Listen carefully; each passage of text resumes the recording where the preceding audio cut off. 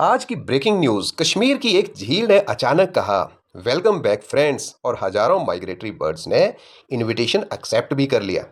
क्या कोई लेक भी इनविटेशन भेज सकती है? बिल्कुल हाँ। आज बात होगी मंसवल लेक की, जहां महीनों बाद फिर से विदेशी बर्ड्स ने लैंडिंग की है। लेकिन बड़ा सवाल तो ये है, व्हाई डिड दे रिटर्न? वो वापस क्यों आए?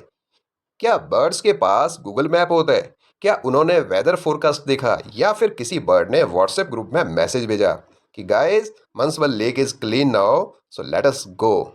आज साइंस, इकोलॉजी, कंजर्वेशन और UPSC all in one interesting story के साथ आपके पास। So where is Manasbal lake? ये बहुत बढ़िया सवाल है। सो मंसवल लेक जो है, ये गांदरबल डिस्ट्रिक्ट, जम्मू एंड कश्मीर में स्थित है और इसे कश्मीर की डीपेस्ट फ्रेश वाटर लेक माना जाता है। और इसकी मैक्सिमम डेप्थ जो है वो 43 फीट यानी कि 13 मीटर्स है। और ये केवल एक लेक ही नहीं, बल्कि ये एक कंप्लीट इकोसिस्टम है जहाँ मिलते हैं fish, lotus, water lilies, aquatic insects, frogs, snakes, ducks, herons and migratory birds और भी बहुत कुछ। यानी one lake, thousands of lives. अब यहाँ एक और सवाल है कि why is this news important? क्योंकि पिछले कुछ वर्षों में lake pollution, aquatic weeds, silt accumulation, encroachment और सीवेज जैसे कुछ सेंसिटिव चीज़ों ने लेक की कंडीशन खराब कर दी। और बर्ड्स क्या सोचते होंगे, होटल डर्टी है, let us cancel the booking. लेकिन 2025-26 में रेस्टोरेशन वर्क स्टार्ट हुआ। Dredging, deweeding, water channel restoration and pollution control. और फिर रिजल्ट क्या हुआ? माइग्रेटरी बर्ड्स वापस आने लगे। और nature always rewards good conservation efforts. सो विच वर्ड्स विजिट? तो ये भी अच्छा सवाल है कि कौन कौन से पक्षी मंसवल लेक आते हैं। सो यहाँ पे बड़े सारे इंटरनेशनल गेस्ट होते हैं, जो कि विंटर आते ही सैकड़ों नहीं हजारों बर्ड्स यहाँ आने स्टार्ट हो जाते हैं। जैसे कि northern pintail, mallard, common teal, grey lag goose, tufted duck, common pochard, bar headed goose और भी कई सारी स्पीसीज जो सेंट्रल एशिया तथा साइबेरिया से आती हैं। इमेजिन कीजिए, थाउजेंड्स ऑफ किलोमीटर्स की journey, no passport, no visa, no airline ticket और destination perfectly correct. So GPS नहीं, नेचर्स नेविगेशन सिस्टम काम करता है यहाँ पे।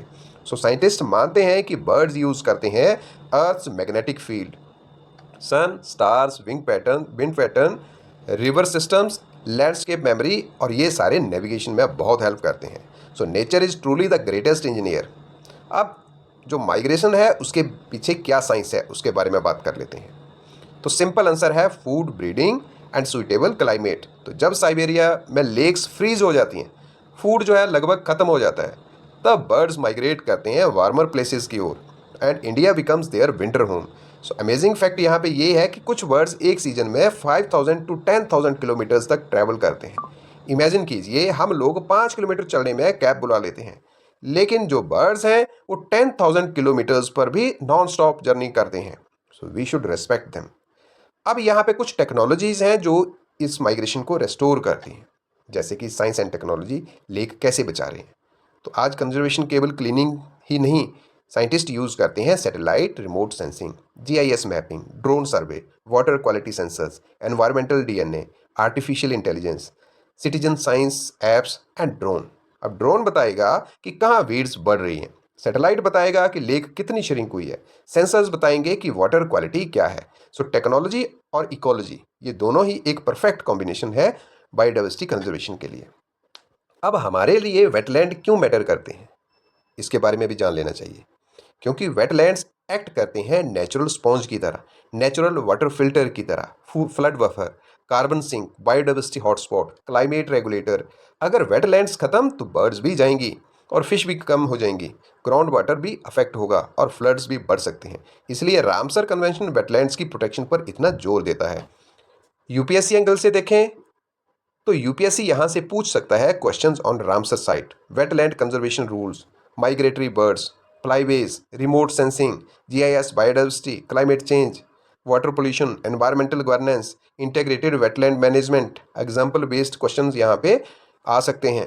Difference between natural lake and wetland आ सकता है। Role of wetland in climate resilience, importance of bird migration और टेक्नोलॉजी इन बायोडाइवर्सिटी कंजर्वेशन। तो इतने सारे क्वेश्चंस यहाँ से जनरेट हो सकते हैं। सो आज की कहानी हमें एक सिंपल मैसेज देती है कि नेचर नेवर फॉरगेट्स काइंडनेस। जब लेक साफ हुई, बर्ड्स वापस आने स्टार्ट हो गए, कंजर्वेशन वर्क कर रही है। मतलब यदि हम वेटलैंड्स बचाएंगे तो बायोडाइवर्सिटी भी बचेगी और क्लाइमेट भी स्टेबल रहेगा और फ्यूचर जनरेशन भी नेचर एंजॉय कर पाएंगी। सो अगली बार कोई बर्ड दिखाई दे जो माइग्रेटरी है तो उससे ये मत पूछिए कि पासपोर्ट कहाँ है, बल्कि ये सोचिए कि उसने हजारों किलोमीटर्स उड़कर हमें कंजर्वेशन का एक इतना बढ़िया और बड़ा लेसन दिया है। So if you enjoyed this video, like and share it and subscribe Kashif Education. So learn science from nature and learn nature through science. Thank you.